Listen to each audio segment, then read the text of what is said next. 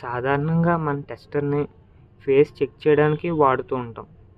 So ఈరోజు వీడియోలో నేను అసలు ఈ నియాన్ టెస్టర్ అనేది ఏ విధంగా వర్క్ చేస్తుంది అనేది చెప్పబోతున్నాను.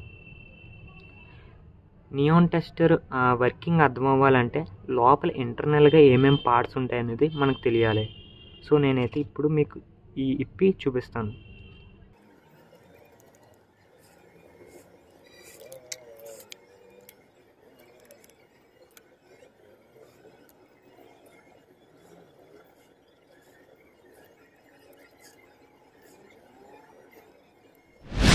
మనం టెస్టర్ ఓపెన్ చేసిన తర్వాత ఇంటర్నల్గా లోపల ఒక రెసిస్టర్ అండ్ అలాగే ఒక నియాన్ ల్యాంప్ అండ్ అలాగే ఒక స్ప్రింగ్ అండ్ అలాగే ఒక మెటల్ క్యాప్ అయితే ఉంది.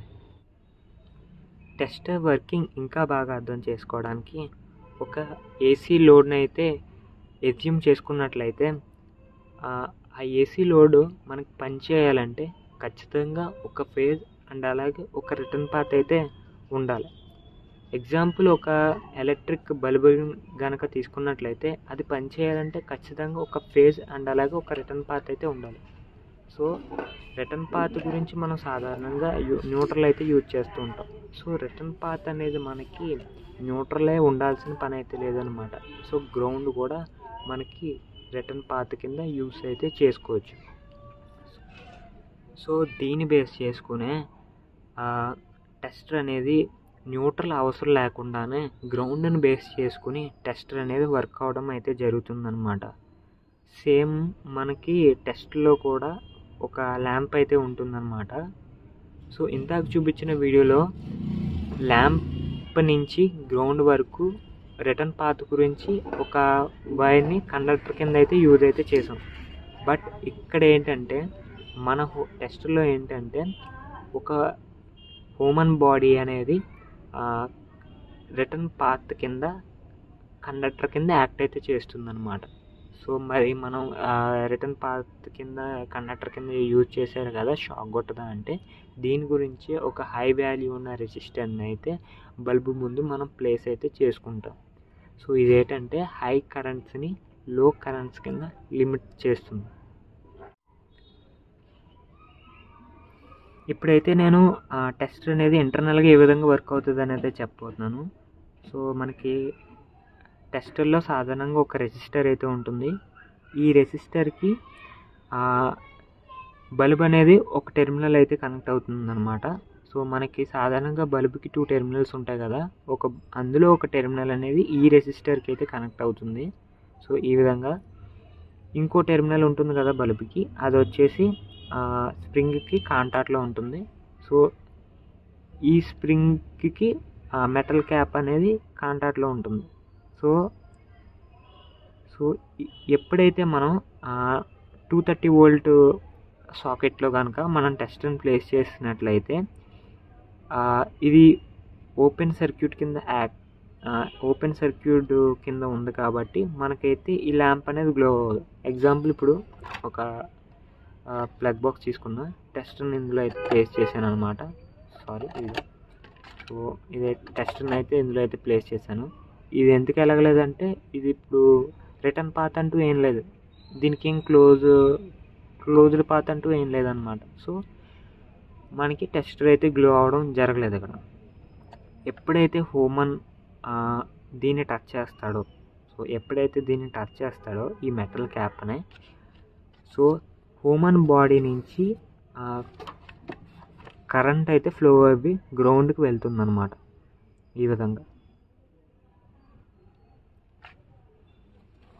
సో మరి హ్యూమన్ బాడీ షాక్ కొట్టదా అంటే ఇందాక చెప్పాను కదా, ఇక్కడ హై వాల్యూ ఉన్న రెసిస్టర్ని అయితే ప్లేస్ చేస్తూ ఉంటాం. సో ఈ రెసిస్టర్ వాల్యూ అనేది మ్యానుఫ్యాక్చరింగ్ చేసేటప్పుడే డిసైడ్ అవుతుంది అనమాట. ఒక్కొక్క కంపెనీ ఒక్కొక్క వాల్యూ ఉన్న రెసిస్టర్ని అయితే వాడుతూ ఉంటుంది. సాధారణంగా 100 కిలో ఓం ఉన్న రెసిస్టర్ని అండ్ అలాగే 220 కిలో ఓం ఉన్న రెసిస్టర్ని అండ్ అలాగే 1 మెగా ఓం ఉన్న రెసిస్టర్ని మనకైతే వాడుతూ ఉంటారు. సో సేఫ్టీని ప్రయారిటీ కింద తీసుకునేవైతే 1 మెగా ఓం అయితే ఎక్కువ అయితే యూజ్ అయితే చేస్తూ ఉంటారనమాట. సో ఈ రెసిస్టర్ని వాడడం వల్ల యూజ్ ఏంటంటే మనకి ఒక ఫార్ములా తెలుసు, I = V/RN. సో మనం ఎంత 230 వోల్ట్ ఉన్న సప్లైలో పెట్టాం, 230/1 మెగా అంటే ఏంటి, 10⁶ అని కదా, అంటే 6 zeros 1 0 0 3 4 5 6 అంటే 10⁶ ఉన్న ఓమ్ రెసిస్టర్. ఇప్పుడు మనకి కరెంట్ వాల్యూ ఎంత వస్తుంది, ఈ 0 కూడా వేస్తే కనుక మనకి ఎంత వచ్చింది, 0.0023 యాంప్స్ అయితే వచ్చింది. సో చూసారు కదా, సో 0.0023 అంటే చాలా తక్కువ కరెంట్ అనేది మన బాడీ గుంట ఫ్లో అవ్వడం అయితే జరుగుతుంది అనమాట.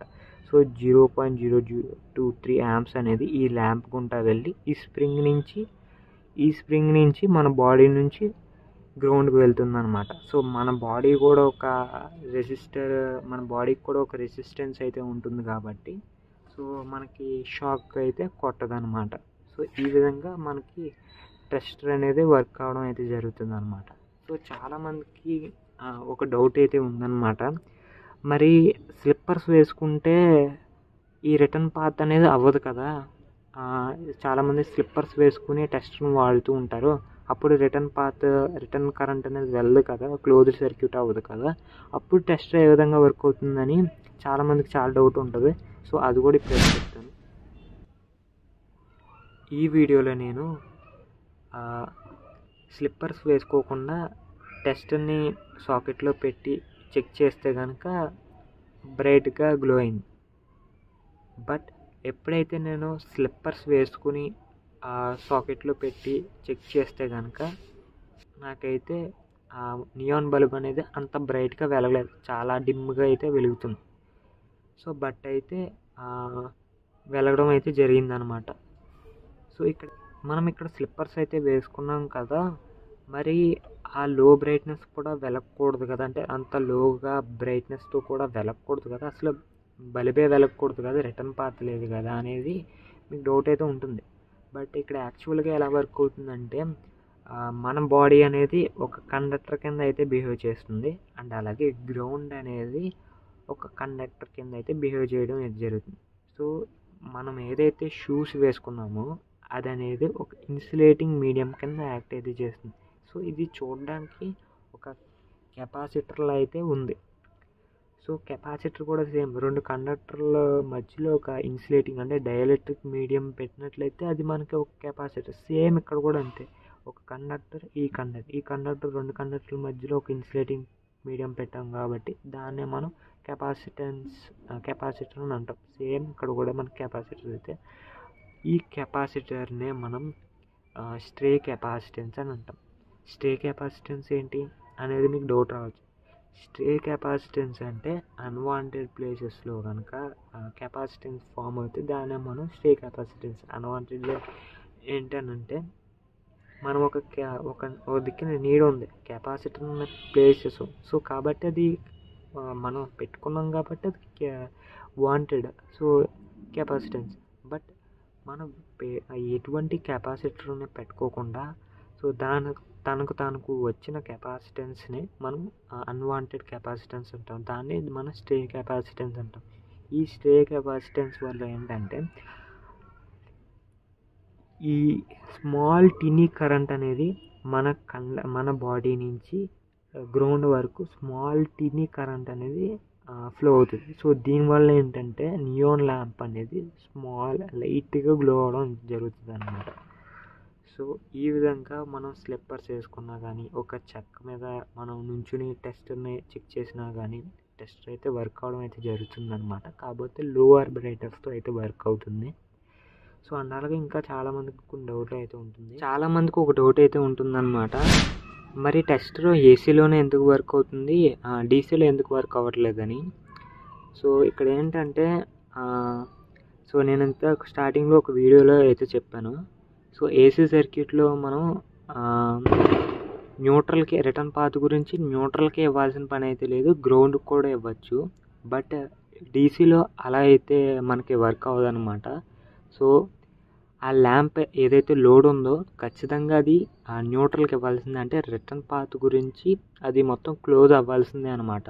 సో సో దాన్ని బట్టి మనకి ఏం అర్థమైందంటే డీసీ అనేది ఒక క్లోజ్డ్ లూప్ అనమాట. సో క్లోజ్డ్ లూప్ కాబట్టి ఖచ్చితంగా మనం న్యూట్రల్కి ఇవ్వాల్సిన అంటే పాజిటివ్ నెగిటివ్ ఉంటుంది కదా, ఆ నెగిటివ్కి మనకి సర్క్యూట్ అయితే కంప్లీట్ అవ్వాలి. సో దాని గురించి ఏంటంటే మనకి టెస్టర్ అనేది వర్క్ అవ్వదన్నమాట. సో డీసీలో. బట్ ఏసీలో ఏంటంటే ఫేజ్ నుంచి గ్రౌండ్కి వెళ్ళొచ్చు, ఫేజ్ నుంచి న్యూట్రల్కి వెళ్ళొచ్చు. సో కాబట్టి సో మనకి సో ఎలాగైనా వర్క్ అవుతుంది. ఈ వీడియోలో నేను టెస్టర్ అసలు ఎలా వర్క్ అవుతుంది అండ్ అలాగే షూస్ వేసుకున్నప్పటికీ కూడా టెస్టర్ ఏ విధంగా వర్క్ అవుతుంది అండ్ అలాగే టెస్టర్ని మనం ఏసీలోనే ఎందుకు యూజ్ చేయగలం, డీసీలో ఎందుకు యూజ్ చేయలేం అని అయితే నేను మొత్తం 3 కాన్సెప్ట్లు అయితే చెప్పాను అనమాట. సో మీకు ఎంతో కొంత అర్థమైందని అనుకుంటున్నాను. సో ఈ వీడియో ఇంతే ఫ్రెండ్స్.